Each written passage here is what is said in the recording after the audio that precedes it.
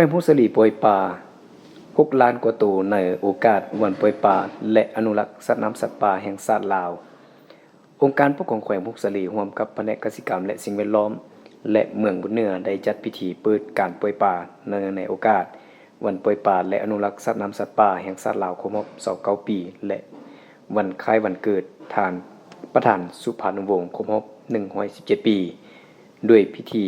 เปิดการปล่อยป่าได้จัดขึ้นในตอนเช้าวันที่13 กรกฎาคม 2020นี้ที่น้ำบุญเขตวังสงวนของบ้านโนนสว่างเมืองบุญเหนือเข้าร่วมมีท่านพลตรีสมพรมิตรพรกรรมการศูนย์กลางพรรคเลขาพรรคแขวงประธานสภาประชาชนแขวงมีท่านสันติเกียวยะสาน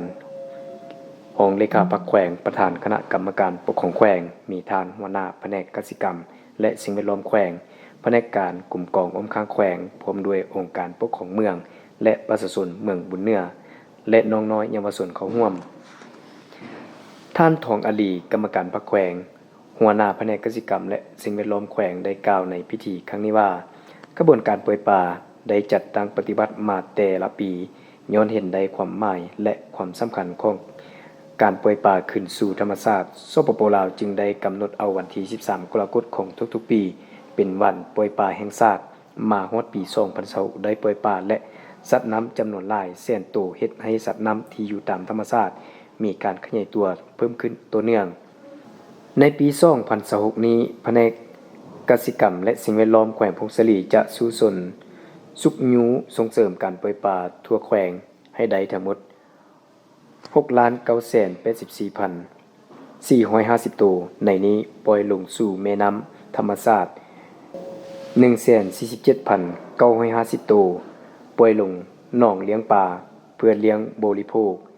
6,836,500 ตัวโดย6 เดือนต้นปีได้ปล่อยป่าไปแล้ว 5,664,500 ตัวเทียบใส่แผนการปฏิบัติได้ 97.88% โอกาสนี้การนำแขวงและเมืองบุญเหนือยังได้มอบอุปกรณ์การเรียนให้แก่น้องน้อยนักเรียนพร้อมทั้งนำปลาลงปล่อยซึ่งปลาที่นำมาปล่อยในมื้อนี้มีชนิดที่จะปล่อยคือปลาเพี้ยปลาปากปลาแกงปลาอินเดียประมาณ 21,000 ตัวนอกนี้ยังจะระดมให้ประชาชนปล่อยปลาตึงอีกการปล่อยปลาในครั้งนี้ก็เพื่อเป็นการขยายพันธุ์ตามธรรมชาติสร้างความสมดุลทางด้านระบบนิเวศวิทยาและเพิ่มปริมาณทางด้านเสบียงอาหาร